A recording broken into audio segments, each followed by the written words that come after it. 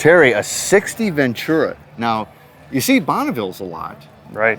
You see Catalinas. Right. But you rarely see the Venturas. No, it's probably the rarest one of the three. Now, in the hierarchy, where was that? It was just below the Catalinas. There was a lot more Catalinas.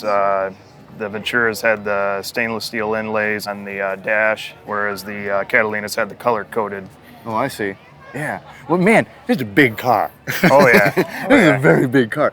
Now, you've had this car? This car's been in the family or something, right? Yes, yes. My grandfather had 2 hardtops and a convertible, all 60 Pontiacs. He really liked that style, and I actually acquired this one after his health went downhill. So I've actually had it since about 2004 and been doing shows ever since. No kidding. Well, you know, there's a lot of distinctive things about this car. One of the things is this windshield is really complex. There's a lot of curves and cuts in it, and how is it looking out of this? I mean, it looks like a lens. It's a little weird when you go off to the one side because it's kind of like looking through an aquarium. You just don't know where you're going. But.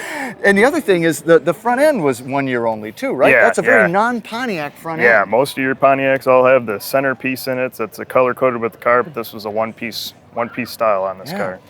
And it really does come out there. I mean, yes. You also, these tend to get bumped every now and then. Hopefully not in this one ever.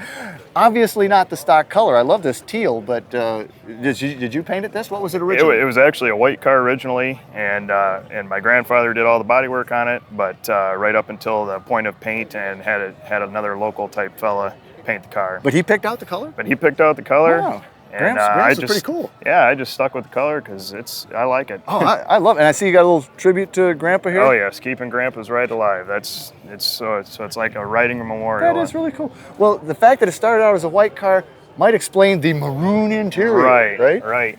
Do you get comments about this? Oh yes, every show I go to, I hear something. No matter if I'm at the car for a little while or a long while, I hear somebody say something every time. But I've grown to like the interior going with the exterior. I mean, that's the way my grandpa had it, so that's the way I kept it. Well, you know, in a weird way, it works. I mean, it's real different, but it doesn't really clash with the outside. I wouldn't have put it together on my own, right. But you know, it comes together well. Yeah. And so otherwise, I mean, is this an original interior?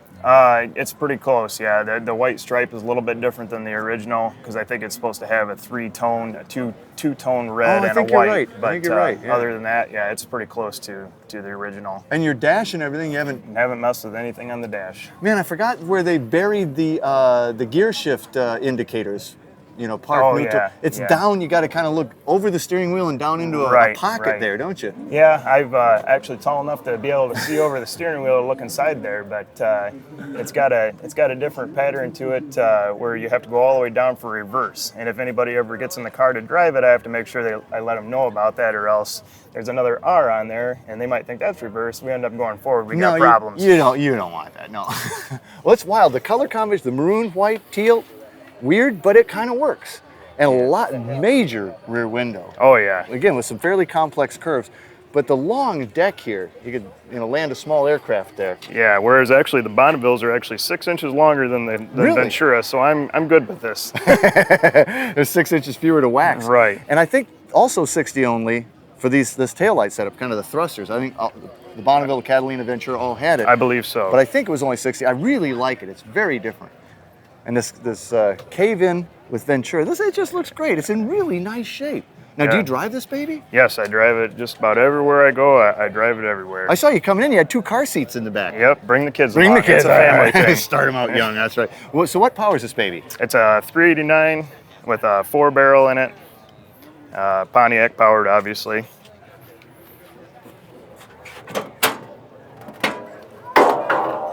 Okay. That's a Pontiac engine, 389. Right. A workhorse engine, and it's a driver car. Oh, so, yes. I don't see a lot of billet. I don't see a lot of chrome. Nope. I tried to keep it as original as I possibly could. I wanted to keep it the way my grandpa had it, so that's just the way I've left it. Just flat black. Yep. That actually looks like a GTO air cleaner. Yeah, it's a newer air cleaner that was sandblasted to look like the old. You can't find anything that's not chrome anymore, and I didn't want to go with any chrome inside the motor compartment. So there is absolutely no No chrome in there.